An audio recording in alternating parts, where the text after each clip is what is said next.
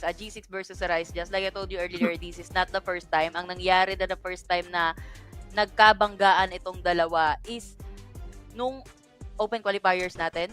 Dahil pareha sila nang galing sa open qualifiers eh. Ah, Si Arise talaga ang parang hindi Arise and the gang, kumbaga. Si G6 ang kinawawa nila ng early game. Pero eto na tayo. I'm just so happy na nakaabot dito sa point na to yung Rap World era kasi wala ka bias-bias actually. I think really deserve ni Fleur na makaabot dito kasi sa lahat ng support, siya yung pinakamaalaga sa lahat. Sa totoo lang. Inoobserbahan ko eh. Kumbaga sa lahat ng, given na poprotektahan mo yung mga force mo and everything. Pero si Fleur talaga yung pinaka-babyhin ka. Pero here we are, Elevate versus RWE once again. Is this gonna be a revenge match para sa Elevate dito or Rap World era? Kaya pa din nilang talagang gamitan ng power of communication, power of friendship against Elevate para sila pa rin ang mag-proceed sa ating grand finals tomorrow. One thing about Rough World era, kung paano sila gumalaw, is yung yung mga, ang lawak ng kayang gamitin ni Fleur sa room. Makakapag-support siya in terms of the sustain. Tapos pwede rin siya mismo yung sustain. So ang daming pwedeng gawin talaga ni Mayora. But then again, kung doon naman sa other side, syempre si Ibalis, iba rin to eh. Kumbaga may pinagdaanan na to sa ibang bansa. Kumbaga yung kanyang experience, yung kanyang environment na nakakanas na siya ng ibang environment in terms of HOK at kung paano nga ba gumagana yun dito ngayon. At paalala na lang sa inyo lahat na dahil nga naman tayo ay naka-global ban system, ang ibig sabihin lang nun is kung ano yung magagamit dito sa game number 1, hindi na pwede gamitin ng respective teams papunta ng game number 2. So, pwede pa gumamit ng Dharma ang side ng RWE kasi Elevate ang pumili nun. And vice versa, pwede din sila gumamit ng Zhangfei, yung side ng Elevate, kasi Rap World era naman yung pumili. Kung ano yung pinili nila dito yung mga teams ngayon ay di nila pwede piliin sa mga susunod nilang laban. Sa susunod nilang mga laro dito. This is a best of 5 series at hindi po nag-reset. Hindi po nagiging blind pick ang ating last game. Kaya kailangan mo panindigan yung pinipili mo ngayon at kailangan maging matalino ka sa pag-set up ng mga pieces mo dito sa ating buong serye.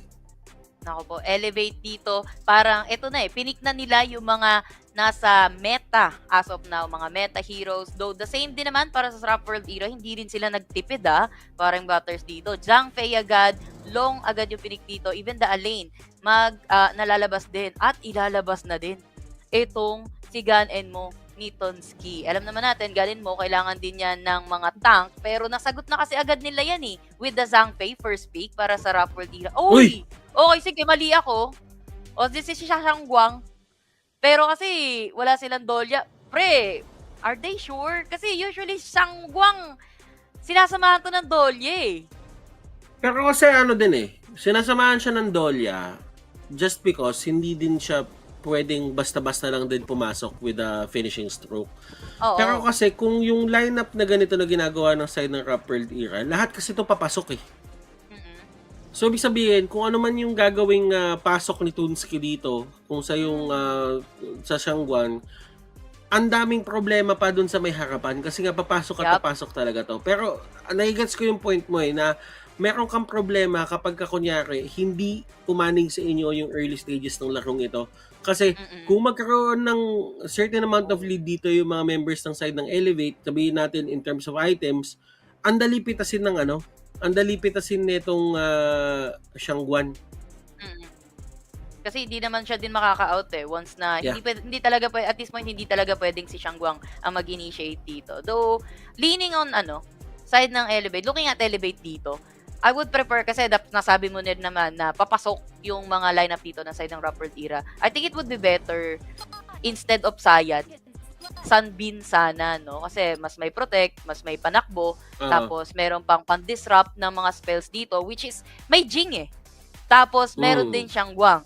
So, it would be better sana kung mas ang pinili nila dito is si Sunbin. Pero ayan Saya na yung napili dito ng Elevate. Tingnan na lang natin kung paano nila i-wield itong support na to. Kasi for me, no, Cyan is para lang din siyang Lady Gen na stay at the back lines. Hindi siya yung nakaharap Hindi siya tank, hindi rin siya ganun kalakas mag-heal. At the same time, nakasalalay din yung kanyang crowd control dito kung may tatamaan, kung may mababouncean. Oo, nakakainis yung bounce nun, pero those are just mini stunts.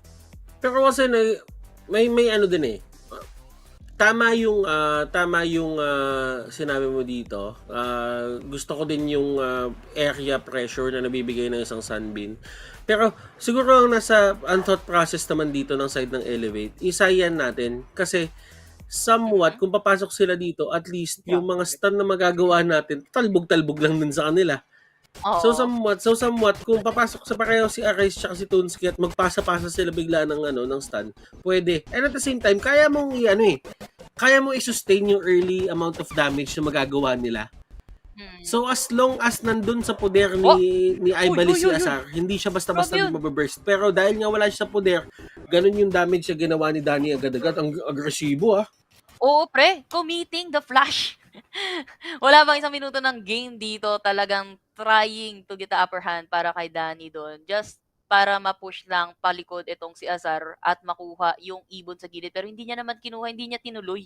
Dahil andyan na din etong si Ibalis dito. Pero I do agree yung sa sinabi no na early damage na pwede niyang mai-heal so far. Pero kasi that's along And kung iisipin mo, magda-drag yung game natin, much more likely sa mas matagal late game. Pero sa top lane natin, 7 Gin. Actually, parang di na kailangan yata ng Mirror Domain doon. Pang-secure na lang. 1v1 yun Late na dumating itong si Arise. Pero kung titignan mo talaga yung mga heroes na ginagamit nung ni Arise as compared dun sa ibang mga jungle natin. Yung mga jungle natin dito na set up sila as utility, kung yung mga Menki, di ba? Pero kasi si Arise, pangmasa, kumbaga parang one for the team. One for the team sila, pero ang problema naman yung kalaban mo kasi ina-outrotate ka sa mga lugar. Yun na. Dinadaan ka sa bilis. Speaking of out-rotate, Jing, mabilis lang din mag-rotate yan. Kita mo yung ginawa niya kanina, no? Against Boom Esports on the last game. Pero tingnan natin, bottom lane, mukhang may nagbabadyang bagyo. Nandito si Toonski. Mukhang maglalakad lang siya dito. May ultimate na siya. Pero just like I told you earlier, na hindi siya pwede yung mag-initiate ng teamfight. Kasi wala naman siyang reliable na pang-out. Wala naman siyang Dahlia na pang-reset sa kanyang mga dashes. Sa ulti niya lang naman nagagamit yun Kailangan niya dito, siya talaga yung literal na mag-finishing stroke. Hindi yung beninging stroke I'm looking at it in a way na parang na parang tama yung sinasabi ni Yasumiao dito na parang hindi talaga alanganin talaga kung ikaw yung magsisimula. Pero ang ganda ng ginawa niya dito na-take down niya dito si Azar, and we don't usually see that. Usually si Azar yung naging aggressive, pero si Toonski nakakita siya ng kill angle and he took it. Ito yung kailangan mo para manalo ka sa HOK. Dapat walang sa likod? walang hesitation Uy, pero grabe ka talaga, pero nakapag-heal na kahit pa paano itong si 7G na hinakabot siya dito at G6, hindi pa siya ganun kalakas na kayang i-1v3 itong mga nasa harapan niya. Pero so far, 0-3 na tayo in favor ng Rough World Era. Going back lang dun sa teamfight kanina, pre. Alam mo yung nangyari doon? Kaya napatay ni Toonski etong si Azar. Kasi nakita niya na nagamit na yung stun neto ni Ibalis na dinala ni Arise sa malayo. Kaya pumasok si Toonski and he's got all the time in the world para i-shutdown itong si Azar. Si Toonski ayaw tumigil. Ayaw tumigil ni Toonski, pero kasi nagitsa nila yung idea. Nandito na si Mitsura. Nakita ni Toonski yun. Although nagtatago-tago pa ng onti si Mitsura doon, pero napansin nila, parang napansin Parang nakita ata tayo. Hindi nila alam si Toonski nandun sa may area. Tingnan mo naman sa may gitna. Binibigay na nila yung lane kay Arise. And si Arise dito, todo busog na sa farm to. 4 na tao, pupunta din sa may baba, and sure na may dive na magaganap. Yes, and the dive will be the Mirror Domain. Nagpatigas sa sarili dito. Itong si Kuya Baga Mitsura, pero hindi pa rin siya makakaalis with the Flaming Palm, ending the life of the mid lane dito na side ng Elevate. Pero at G6 mukhang gaganti at naapi nila dito itong si Arise na nag-soak na damage from the tower as well. Pero long, lumipad na si Danny, bang out na lang daw. And the Truth Mantra, pinakita ang katotohanan kay Toonski na medyo nag-overstay dito ang Rough World Era. At dito na pumapasok yung tinatawag nating Menki Magic, na kapag kunyari si Menki ay pumasok talaga, kumbaga nabubuhayan yung mga tao. Napaka-cute kasi, pero nakikita mo naman kung paano siya ibalibag dito, kaliwat kanan, taas baba, lahat na. Pero Mm, wala talagang damage na nagagawa eh, no? Napakakunat eh. Kaya nga isa kunat yan sa lang. mga nakagawa talaga ng matinding play, yung ano, yung 1v4 na ano, Quadra kill. yung Si Aji din. 1v4 na quadra kill. Si Aji din yun eh. Oo, si G6 din yun. Turning the tides para sa kanilang team dito, para sa side ng Elevate. Pero tingnan natin kung bibigay din ba ng Rap World Era yung, sabihin natin, another 1v5, 1v4 para kay AG6. So far, Rap World Era dito, medyo rough ang world dito ni Arise dahil napatay siya eh.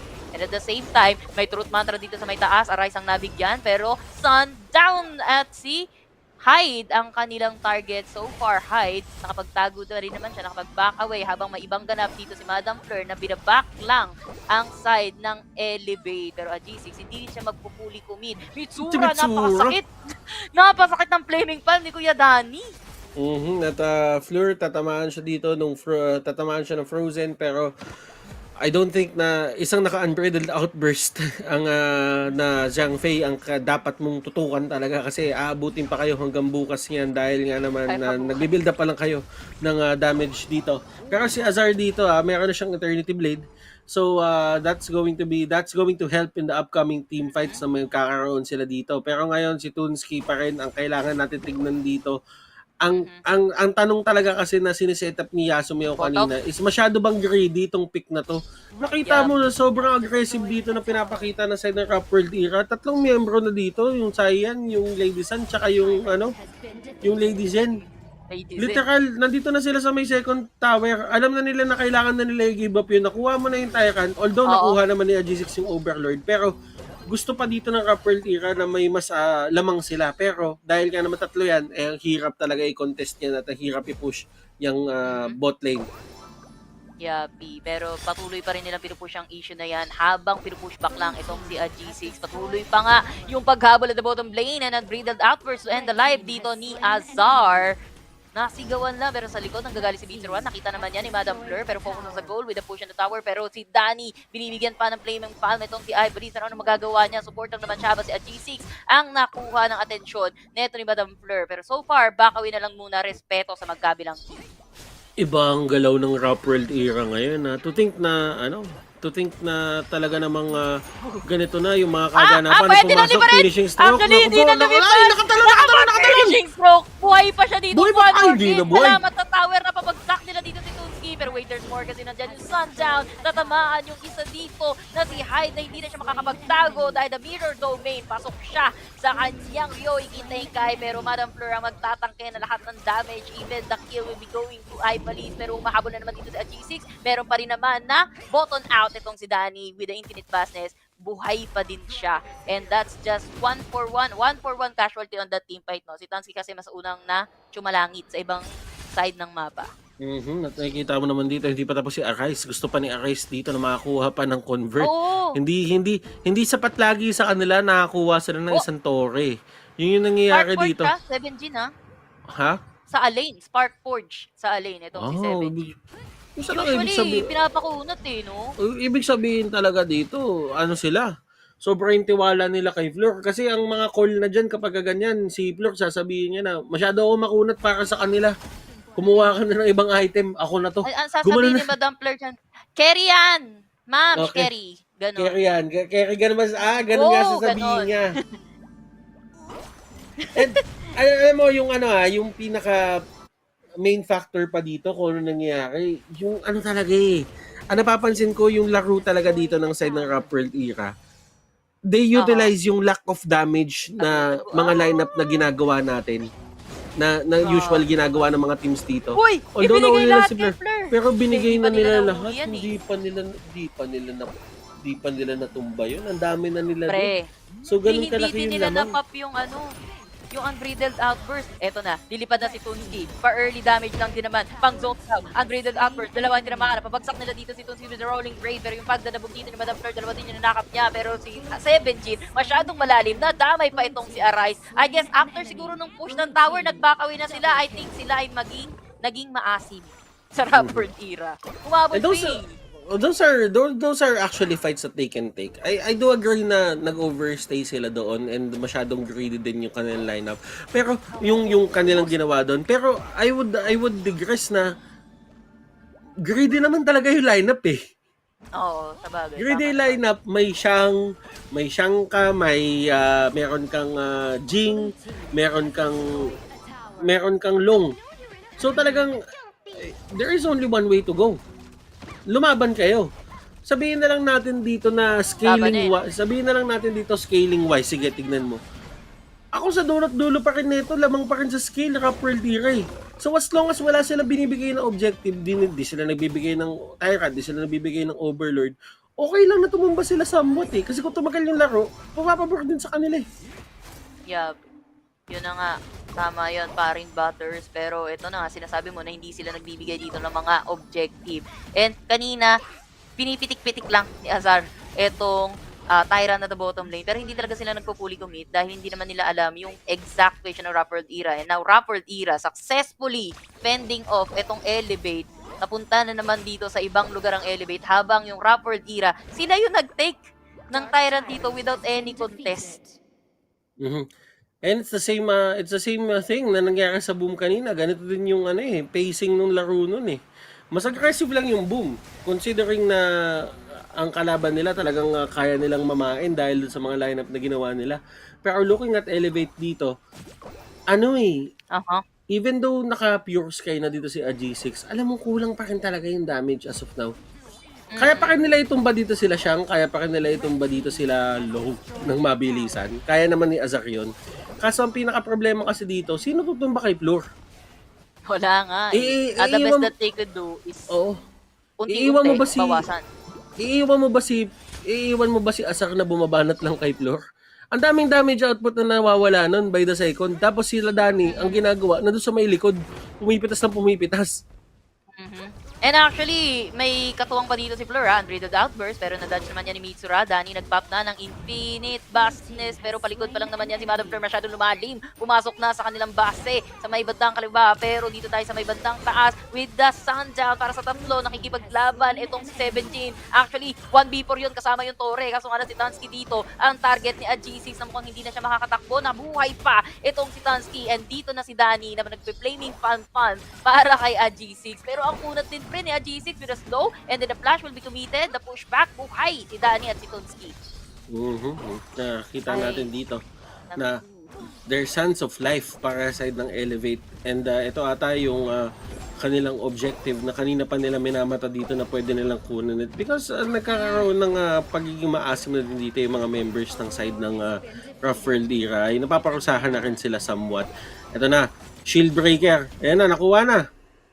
Yeah. Nakuha na. So, ibig sabihin, Starbreaker, makukuha na nila dito yung pwede na nilang basagin dito kahit papano, kahit si AG6, hindi na magiging problema.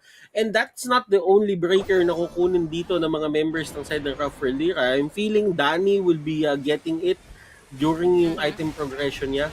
Pero si Hyde dito, naka-hide talaga siya. Naka-hide, no?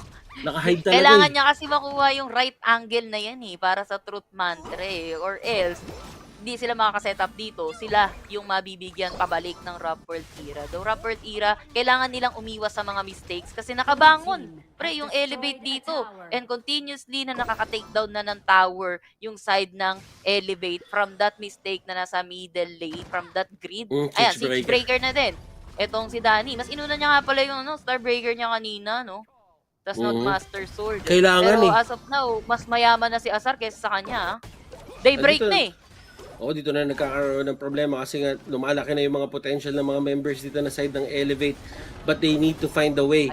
Nakikita natin dito si Shangguan nasa 6.8k lang. Yun na nga. Yung Shangguan nasa 6.8k lang. Pagka tumagal yung laro, kaya niya pa kumuha ng mga items, kaya niya pa talaga mag-1. Mabilis na yon.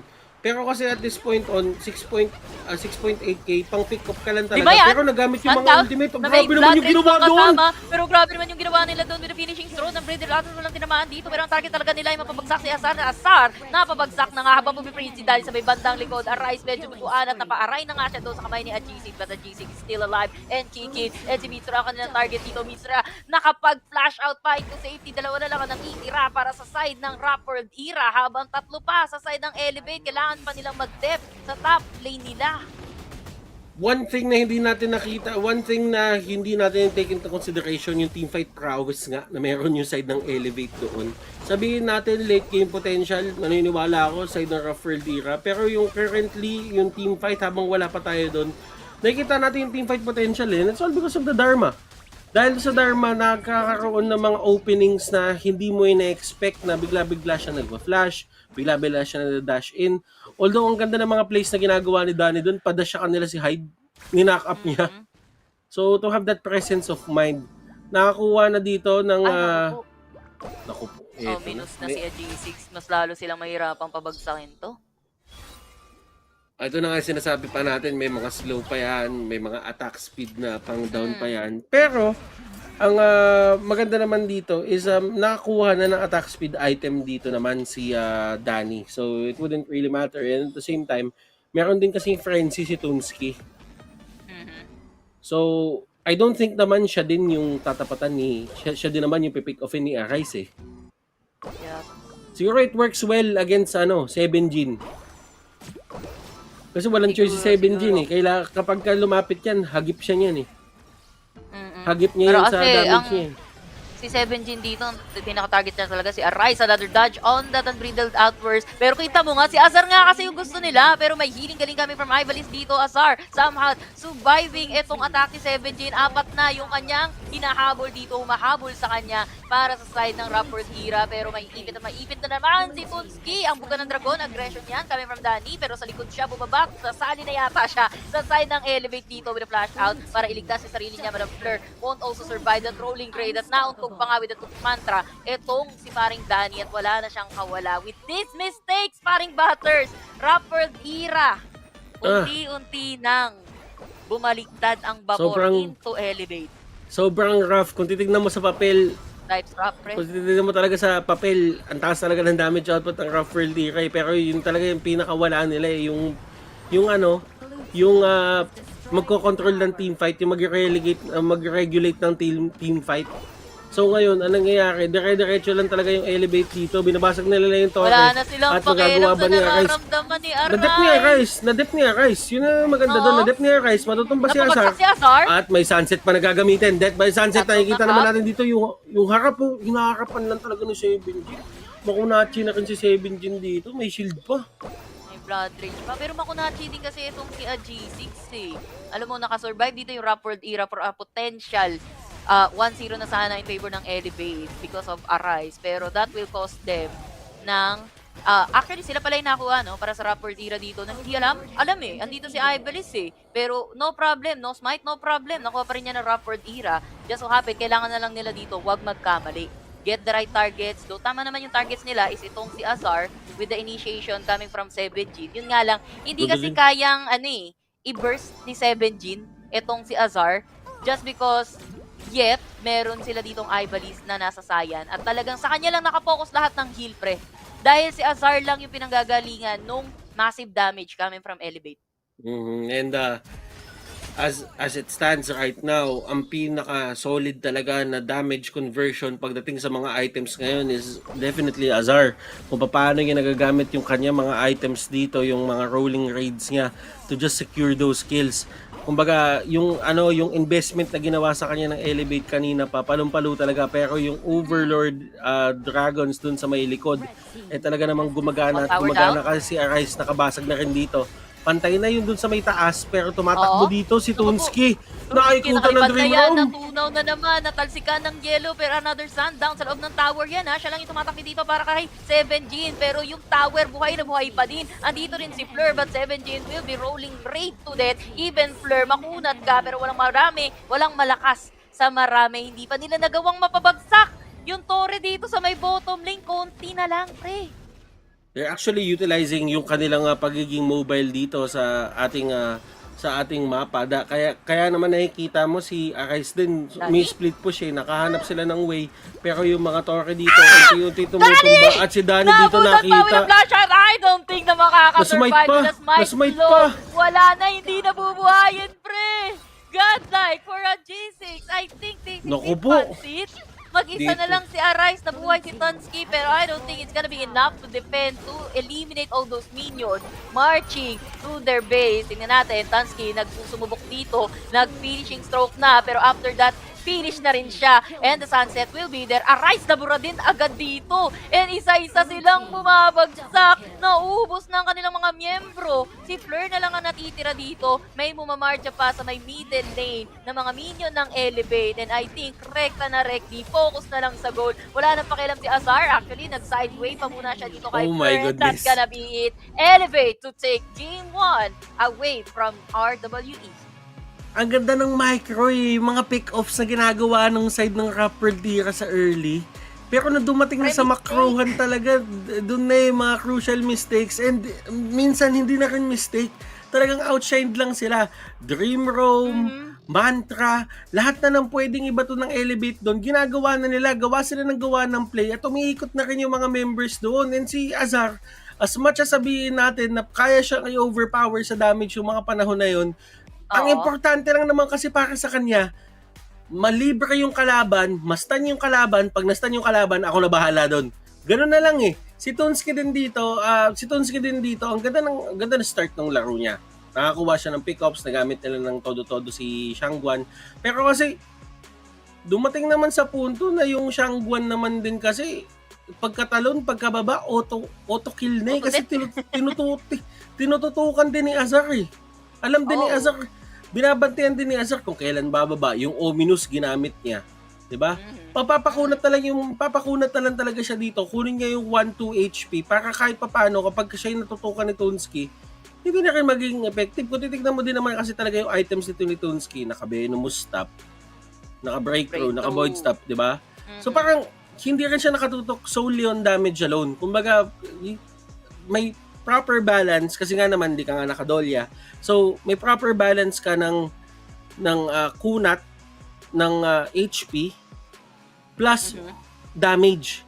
So, yun yung gusto mong maganap. Pero kasi at this point parang sobra-sobra na din yun Insan eh. Kasi hindi na din talaga kinakaya si Arise sa harap. Si AG6 napakakunat. Bato.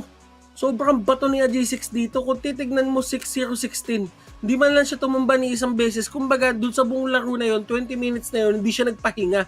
Hindi niya binaba yung phone niya, naglaro lang siya dire-diretso. Kahit walang team fight, no? Tuloy-tuloy din yung farm neto ni G6. Ang pinaka nag-focus kasi yung RWE dito is to take down etong si Azar, which is nung early is nagagawa naman nila, nakakawawa nila dito si Azar to the point na si Azar is 6-4-13 yung kanyang score as of now, while G6 pre-farming lang dahil lagi siyang huli sa team fight, 'di ba? Nung nagpi-pick up yung RWE at the bottom lane, may responde naman itong si G6. Pero ito, titingnan natin sa highlights, no? They're doing good sa early game para sa Rap World era. Sila yung somewhat nagdi-dictate nung mga positioning sana, ng Elevate dito. Sila yung nakakakuha ng early kills and even picking up itong si Azar. Ito yung sinasabi ko na huli lagi sa teamfight itong si G6. Well, that's just a classic Menki, no? Na hindi siya sumasali agad-agad. Pero maganda yung simula ng Rapper era. Ang pinaka nagpatalo lang talaga sa kanila is yung medyo greedy nga sa gitna. Sa third tier turret. Pero yung mga ganitong galaw nasulit nila to eh. Kumbaga, itong tatlong to, yung mid tsaka yung bot, nahawakan nila ng todo yan eh. Ayun na naman, si AG6. Pero yung mga ganitong klaseng mga heroics ni AG6, na kahit si Arise, gusto na lang mag-dash out palabas, pero nahuhuli pa rin. At dahil dun sa mga close calls na yan, it built up yung mga pagiging aggressive nila, pagiging greedy nila. It really added up na parang pwede ka magbigay ng isa, sige gets, magbigay ka ng isa.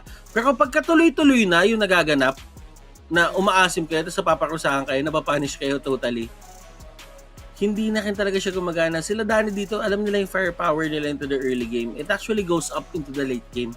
Pero, nung dumating na yung panahon, na nag-team fight na, ayan, dito nagkaroon talaga ng matinding problema. Ang ganda ng pwesto ni Danny. Kaso ang problema kasi kay Danny, ang natatarget niya lang talaga na pinakamalapit sa kanya at pinaka-safe na hindi siya mahuhuli, yung Mankey lang. Si AG6 lang. AG6. Ang kunat pa. Well, at that time, meron na rin naman siyang Starbreaker, pero hindi na rin kasi enough yung kanyang Starbreaker dun And once na kasi sumali si Mankey just in time for the team fights, nakaipon na siya ng enough na pampakunat na item dito. Hindi man siya burst type na hero, pero yung being in front and slowly damaging yung mga enemies na tinatry siyang i-bypass ng Rap World era dito. Pero yun nga, kaka-bypass nila, nadadamagean sila, nachichipian sila ng paunti-unti neto ni AG6. And yun na, Azar finding the right positions dito. Kita mo, Ibalis hindi niya iniiwan dito itong si Azar. So, sobrang nakatulong din sa kanya. Minus premonition. Actually, nag-sanctuary pa nga siya kanina just to save himself, just to survive in parang case ano na naman madali yun farm lane starter pack yun yung Sage's Sanctuary, parang kailangan mo talaga kumuha at some point ng Sage's Sanctuary. Tsaka may Alain. Siya lagi target ni Seven Jin dito. Kailangan din kasi alam mo yun, kumbaga magaling